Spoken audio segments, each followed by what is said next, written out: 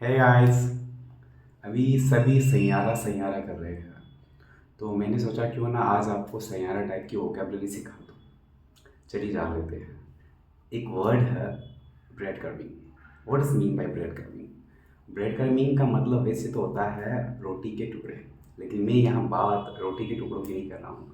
Bread कर्मिंग का मतलब है to send some to occasionally send some messages or some posts or like some emojis just to keep someone interested। यानी कि किसी को सिर्फ इस बात के लिए कोई मैसेज भेजना या फिर कोई इमोजी भेजना या कोई पोस्ट भेजना ताकि आप में उसका इंटरेस्ट बना रहे।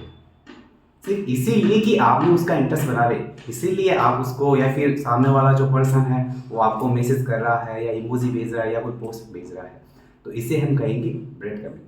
चलिए इसको एग्जाम्पल के थ्रू अंडरस्टैंड करते हैं। एक एग्जाम्पल है, his breadcrumbing made her feel confused and undervalued in their relationship. यानी कि कोई लड़का किसी लड़की के साथ में ब्रेड कर्मिंग कर रहा था। आई होप ब्रेड कर्मिंग का मतलब आप समझ गए, जैसे कि मैंने आपको पहले बता दिया। तो लड़की जो है वो कंफ्यूज फील और अंडर वैल्यूड फील करती है ब्रेड कर्मिंग में। चलिए एक और एग्जाम्पल करते हैं। Don't fall for breadcrumbing, you deserve someone better who is clear about his intention. यानी कि ब्रेड कर्मिंग के चक्कर में मत पड़ो। एक और एग्जांपल ले लेते हैं, जैसे कि मान लीजिए एक शॉर्ट स्टोरी टाइप में या फिर एक छोटा सा इवेंट टाइप में आपको मैं बता देता हूँ कि जैसे मान लीजिए कि मैं अपने अपने साथ या फिर किसी और पर्सन के साथ में ऐसा होता है कि बहुत टाइम बाद में कोई लड़का या लड़की किसी को मैसेज भेजता है like this. After weeks of silence she sends a meme and says thinking of you and disappears again। Now you guys tell me what is this? It is first class breadcrumbing. यानी कि बहुत time बाद में कोई मुझे message करती है and कहती है कि मैं तुम्हारे बारे में सोच रही हूँ एंड दोबारा डिसेपियर हो जाती है। ये सब क्या है?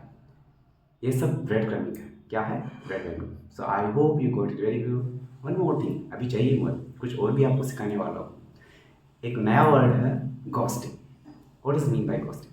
Ghosting means to stop all kind of communication suddenly without any prior commitment। यानी कि किसी को पहले ही कोई अपडेशन दिए बिना सारा का सारा कम्युनिकेशन तोड़ लेना बिना कुछ बताए।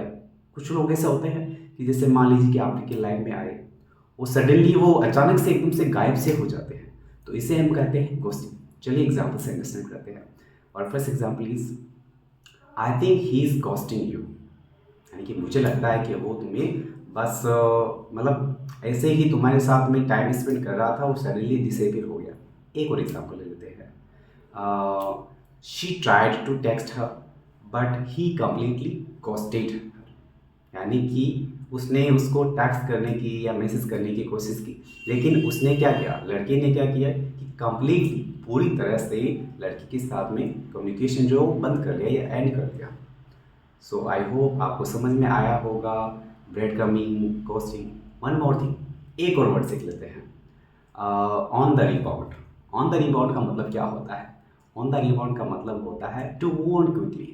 Otherwise I can say to start a new relationship very soon after ending a previous one.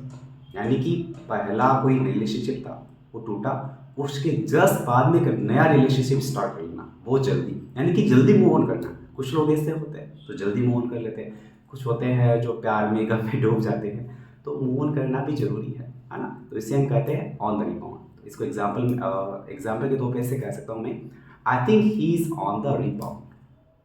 So I hope you go to, bye bye.